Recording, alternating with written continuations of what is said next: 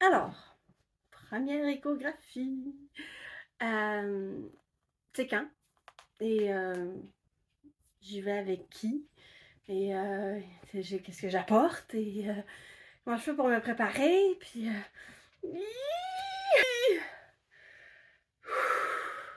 salut, moi c'est Anne-Marie Tinkler ou Anne Madoula. Je suis accompagnante à la naissance depuis 2021 et j'ai au-dessus de 30 accompagnements. Alors, ce qu'on doit apporter à la première échographie. Première échographie, souvent à la fin du premier trimestre, début du deuxième trimestre. Et puis, une bouteille d'eau. Parce qu'on doit avoir la vessie relativement pleine. Pas trop pleine, donc qu'elle n'est pas un 2 litres en 5 minutes, mais quand même pleine. Pas confortable quand on est enceinte, je vous l'avoue, mais ça aide vraiment à avoir une meilleure qualité d'échographie, ou en tout cas une plus grande facilité pour le ou la technicienne de vraiment mesurer et de tout voir. Alors, vous pouvez aussi apporter un cellulaire pour filmer si vous voulez. Sachez que vous allez avoir une magnifique jaquette d'hôpital. Dans certains endroits, dans d'autres, ils vont juste vous demander de lever votre chandail pour avoir accès à la bédaine. Et qui apporter? Quelqu'un qui peut te supporter si jamais il y a une mauvaise nouvelle. Parce que souvent, on se dit « Ah, ça va être beau, je vais entendre le cœur, les mesures vont être parfaites, on vit un peu dans un monde de licorne. » Ce qui est tout à fait normal. Mais parfois, on a des mauvaises nouvelles. Donc, avoir quelqu'un avec nous qui est capable de supporter cette responsabilité-là est assez utile. On vous demande souvent d'arriver 15 minutes d'avance, à peu près, et de ne pas faire pipi avant le rendez-vous. Si jamais la vessie est trop pleine, ben là, le ou la technicienne va vous dire « Ok, c'est beau, tu peux aller aux toilettes. Là. Tu peux arrêter de te retenir. » Si on est en mode «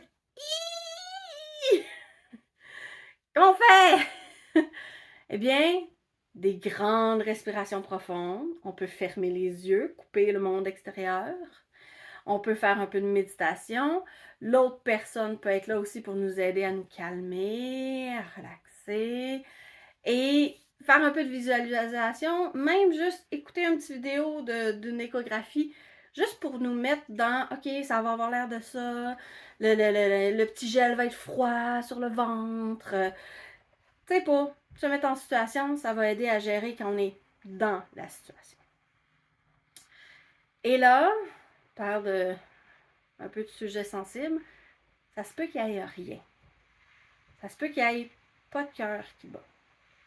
Ça se peut qu'il y ait une clarté nucale un peu douteuse, peut-être une trisomie 21. Ça se peut qu'il y en ait 2, 3, 4.